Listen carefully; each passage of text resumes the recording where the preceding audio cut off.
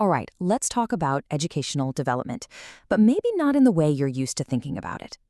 Instead of fixing broken systems, what if we started thinking about curriculum like a garden, something we tend to, something that's alive and growing? This idea right here, it's really our guide for this whole conversation. As an educational developer, you see it all the time, right? The broken courses, the assessments that just don't quite work.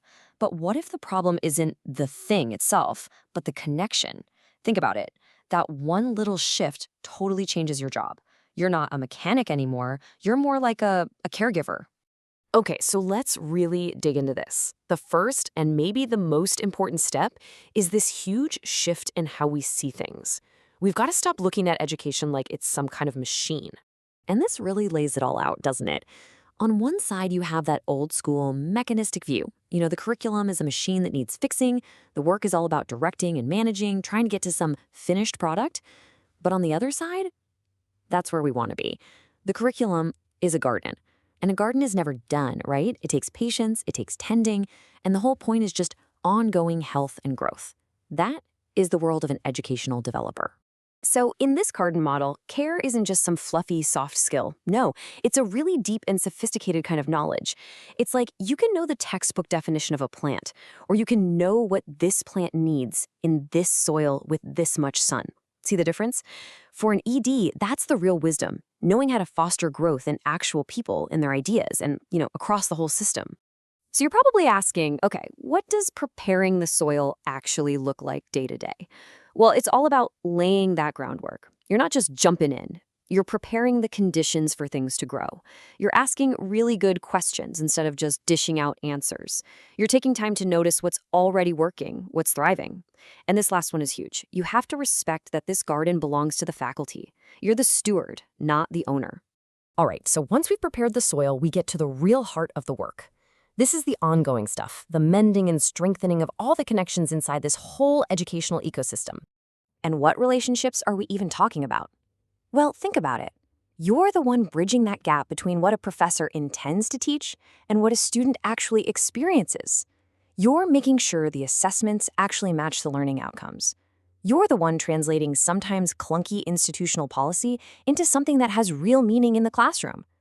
You're basically the weaver, connecting all these different threads, the people, the ideas, the systems. And that brings us to something really important. A thriving curriculum, just like a beautiful garden, is an incredible gift. But, and this is a big but, it's a gift that demands work.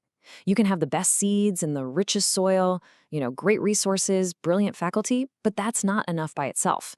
Without someone actively taking responsibility and tending to it, things just fall apart. Stewardship, well, that's the price you pay for that abundance. But here's a tricky part. Tending is not the same thing as controlling. And honestly, knowing the difference is a sign of real wisdom in this role. Sometimes the best thing you can do for a garden is just put the tools down, trust the process, let things grow on their own terms. Your job is to support, not to hover and micromanage. So this leads to a really interesting idea about leadership. If you're not in control, then how on earth do you lead? Well, the answer is kind of beautiful. You lead by serving. You lead by helping others grow their own capacity. And that right there, that's the absolute core of what it means to be a leader as an ED. It has nothing to do with your title or where you sit on an org chart. It's all about service and wisdom. It's this quiet but incredibly powerful way of leading. So, what does this actually look like on a Tuesday afternoon? Well, it means you invite people into a conversation. You don't direct them. It means you spend most of your time doing some really deep listening, not just broadcasting your own brilliant ideas. And this one is key. You measure your own success by how much other people grow, by their capacity and their confidence. You're the support system. You're not the star of the show. Yeah, this one's for you. This is all about the unique power of your role. Think about it.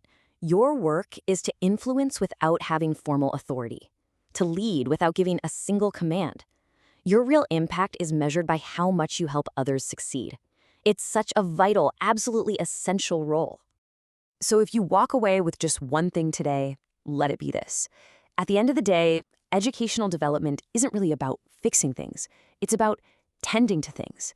It's about seeing the curriculum as this web of living relationships and patiently, carefully helping it grow.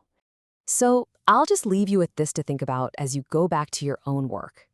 In your world, right now, what relationships are quietly asking to be tended?